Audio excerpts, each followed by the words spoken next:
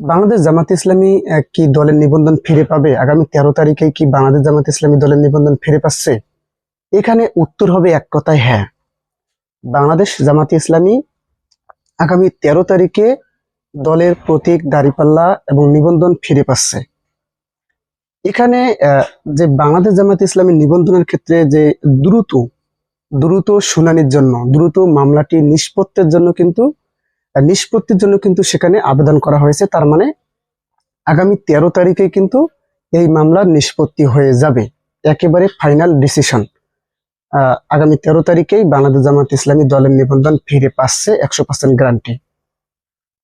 এখন বাংলাদেশ জামাত ইসলামী দলের নিবন্ধন ফিরে পাবে কি পাবে না, বর্তমান রাজনৈতিক পরিস্থিতি বিশ্লেষণ করলে আপনি নিজেই বুঝতে পারবেন। সর্বপ্রথম বাংলাদেশ জামাত ইসলামীর নির্বাচন চাওয়া, এইখানে কিন্তু সবচেয়ে গুরুত্বপূর্ণ ভূমিকা পালন করতেছে যে বাংলাদেশ জামাত ইসলামী দলের নিবন্ধন ফিরে পাবে। দলের নিবন্ধন ফিরে পাওয়ার বিষয়ে যদি বাংলাদেশ জামাত ইসলামী শিওর না হতো, যদি গ্যারান্টি 100% শিওর না হতো যে আমরা দলের নিবন্ধন ফিরে পাবো না, তাহলে তো বাংলাদেশ জামাত ইসলামী কখনোই নির্বাচন চাইতো না। যেখানে বাংলাদেশ জামাত ইসলামীর আমির বলতেছেন যে আমরা ফেব্রুয়ারি এবং এপ্রিলের মধ্যেই নির্বাচন চাই, তাহলে এখানে অবশ্যই শিওর হওয়া গেছে যে বাংলাদেশ জামাত ইসলামী খুব শীঘ্রই, মানে আগামী 13 তারিখেই দলের নিবন্ধন ফিরে পাচ্ছে। এবং এখানে স্পষ্ট বোঝা যাচ্ছে যে তারা আগামী 13 তারিখেই 100% গ্যারান্টি যে দলের নিবন্ধন ফিরে পাবে এবং দাঁড়িপাল্লা প্রতীক নিয়ে রাজপথে বাংলাদেশ জামাত ইসলামের যে সহযোগী সংগঠন এবং জামাতের নেতা কর্মীরা আছে তারা কিন্তু রাস্তায় দাঁড়িপাল্লা প্রতীক নিয়ে ঝাঁপিয়ে পড়বেন। এখন বাংলাদেশ জামাত ইসলামী যে নিবন্ধনটা না পেতে পারে, সেখানে কি কোনো সমস্যা আছে? দেখেন, এখানে সমস্যা ছিল একটা বিএনপির সঙ্গে, সেটা সমস্যা ছিল, এবং ডক্টর ইউনূসের সঙ্গে বলেন না কেন দূরত্ব ছিল, কিন্তু বাংলাদেশ জামাত ইসলামী কৌশলে ডক্টর ইউনূসের পাশে দাঁড়িয়েছে এবং 5 বছর ক্ষমতায় চাই এইসব স্লোগান দিয়েছে। এখানে এক প্রকার ক্লিয়ার হয়ে গেছে ডক্টর ইউনূসের সঙ্গে। আবার বিএনপির সঙ্গেই ছিল, দেখেন নির্বাচন নিয়ে বিএনপি জামাতের কিন্তু মুখোমুখি অবস্থান ছিল।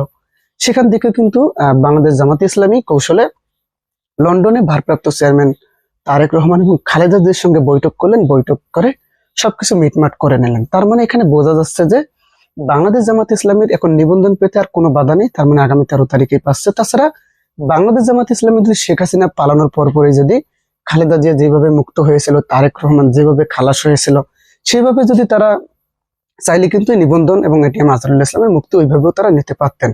কিন্তু তারা আইনের উপর যেহেতু আস্থা রেখেছে, যে বাংলাদেশের যে আইন আছে সেগুলোর প্রতি শ্রদ্ধাশীল হয়ে তারা আস্থা রেখেছে, ধৈর্য নিয়েছে। এটা একটা বাংলাদেশ জামাত ইসলামী রাজনৈতিক কৌশল, যার ফলে তারা যে দলের নিবন্ধনটা কিন্তু ফিরে পাচ্ছে। এবং আগামীতে যদি কোনো সরকার আসে, যদি স্বৈরা শাসকও হয়ে ওঠে, সেখানে বাংলাদেশ জামাত ইসলামী রাজনৈতিক যে নিবন্ধনটা আছে সেটা বাতিল করার কোনো সুযোগ থাকবে না।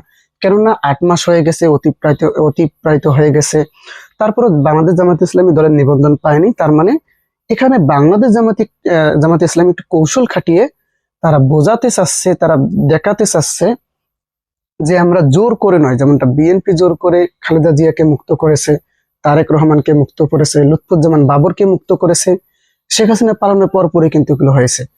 তো জামাত কিন্তু আসলে এরকমটা করেনি। তার মানে তারা আইনি প্রক্রিয়ায় সঠিকভাবে তাদের নিবন্ধন ফিরে পেয়েছে। তো এখানে আসলে কোনো বাধা নেই, তার মানে কেউ আর বাংলাদেশ জামাত ইসলামীর নিবন্ধনও বাতিল করতে পারবে না। এইভাবে কিন্তু তারা রাজনৈতিক কৌশল খাটিয়ে এক প্রকার রাজনৈতিকভাবে জয়ী হয়ে গিয়েছে।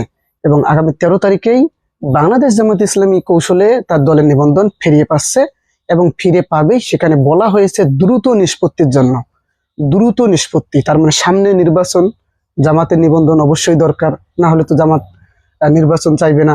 আর বাংলাদেশ জামাতে ইসলাম এবং বিএনপি বর্তমানে সবচেয়ে বড় রাজনৈতিক দল, এই দুইটা দল। তো এদের মধ্যে যদি বাংলাদেশ জামাত ইসলামের নিবন্ধন না থাকে, তাহলে বিরোধিতা করবে কে, বিরোধিতায় বসবে কে? অনেকে আবার মনে করতেছেন যে বিএনপি জামাতের যে বৈরিতা সেটা একটা রাজনৈতিক কৌশল হতে পারে। এইভাবে আর কি ভেবে দেখলে বোঝা যাচ্ছে যে আগামী 13 তারিখে বাংলাদেশ জামাত ইসলামী দলের নিবন্ধন ফিরে পাচ্ছে। তো আসলে আপনারা কি মনে করেন, বাংলাদেশ জামাত ইসলামী কি নিবন্ধন ফিরে পাবে নাকি পাবে না? অবশ্যই কমেন্ট করে জানাবেন। ধন্যবাদ। আসসালামু আলাইকুম।